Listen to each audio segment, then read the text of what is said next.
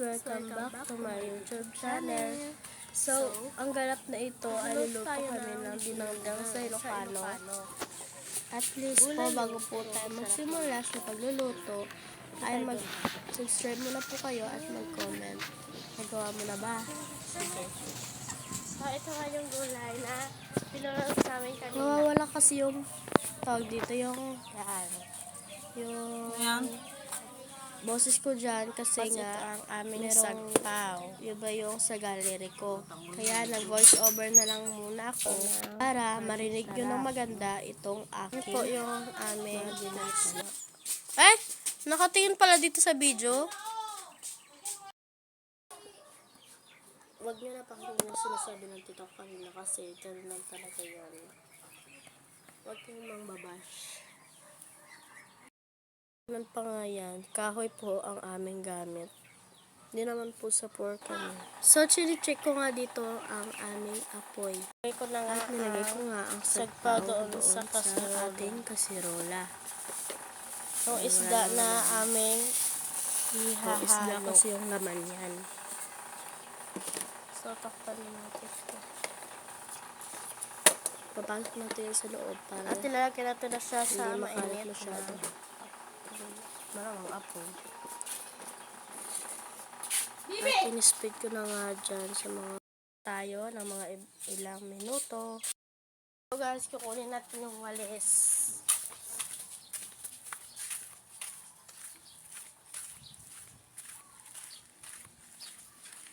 Where's the walis? Ayun. Gandang pala oh. Hindi ko nakita. So, kinuha ko ngayong walis dito at bumalik na nga ako sa ating niluluto.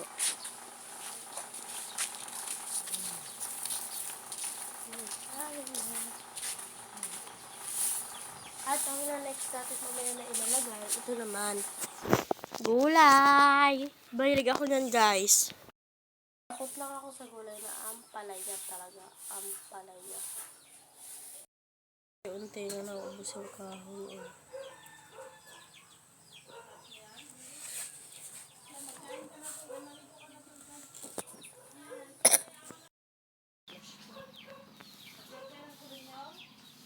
Bakit gano'n? Ba't ka na sobrang nawala dito sa amin? Tapos dun yung second floor namin. And this is the part 2 guys. Kasi nga inayos ko yung ating dyan. Apoy. Kasi nga natin ang bagoong napatay. Namatay or naubos ang kanyang kahoy.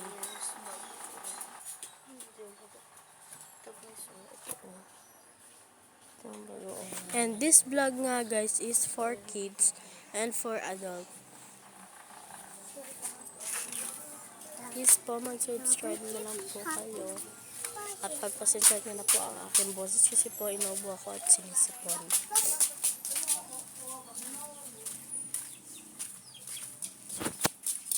So, lagay natin dito ang ating bagoong.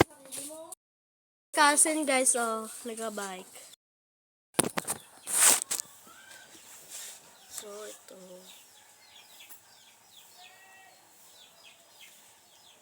Oh God.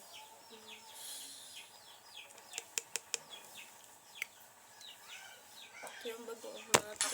At nilagay ko na nga dyan ang ating bagoong. Isa natin ng at i-speed ko na lang po ulit kasi sobrang tagal po ng ating video. At baka po ay magsawa po kayo. Sa flower. I stay for hours.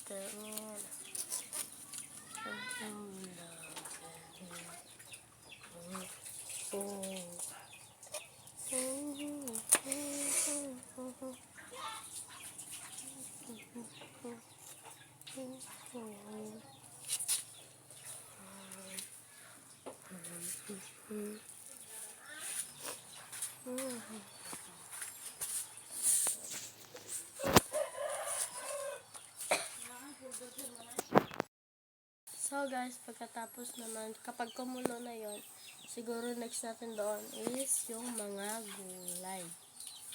And, pa ako masabi, mag-voice over na lang ako mamaya. So, magliligaw muna tayo guys. Please po mag-subscribe po kayo sa channel ko at mag-comment na rin. Pero po ayoko yung nag-comment ng babash. Ano?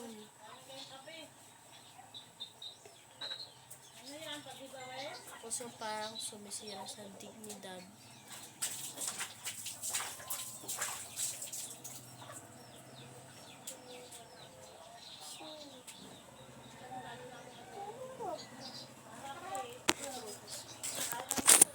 And that's part 3 na lang po.